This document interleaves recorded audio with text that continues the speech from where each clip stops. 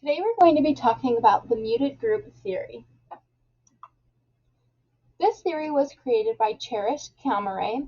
There is not a word that connects the public and private communication we engage in.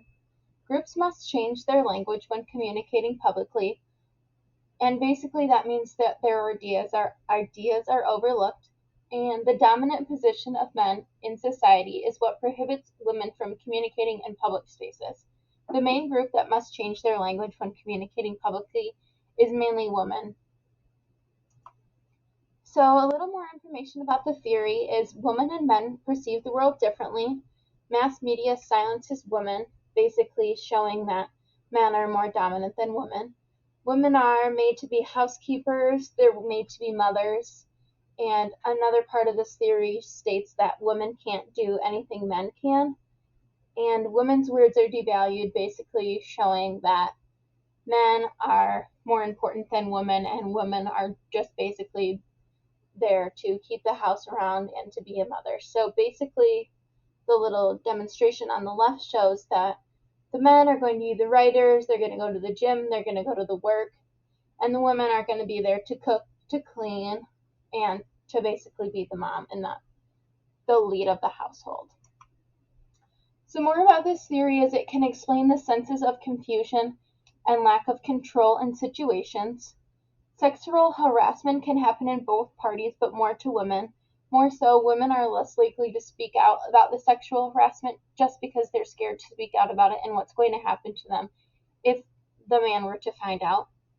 But it can also more so happen to men with the growing future of the world today. It's more likely to happen to women, but it could also happen to men as well.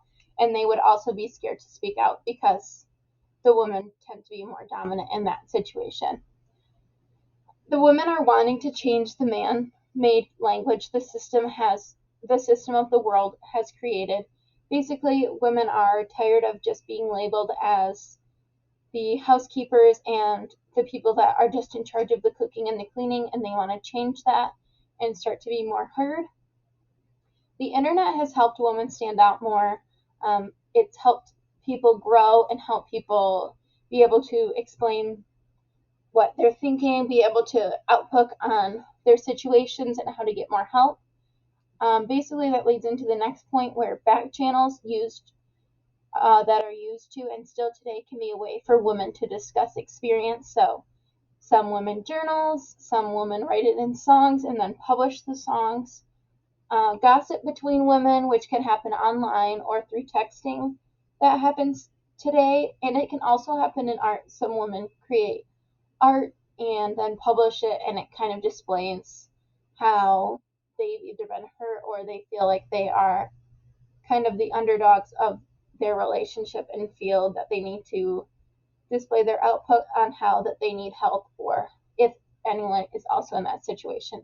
They can also again be used to kind of help women stay connected to the other woman, and then they can be there for each other when they're in a relationship or feel that they are being ignored or not treated the way that they should be treated.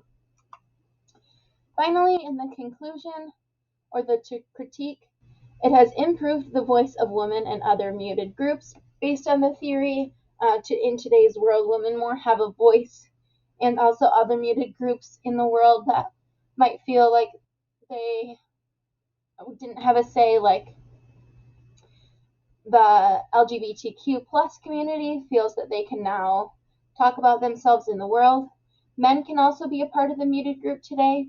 Race and sexuality play a huge part in the muted groups. Men's motives are in question, which is why do they need to dominate women? And unfortunately, this will continue to be a problem for the future to come, but hopefully it will continue to get better and better each day with the more social media coming out and more information coming out on how to help.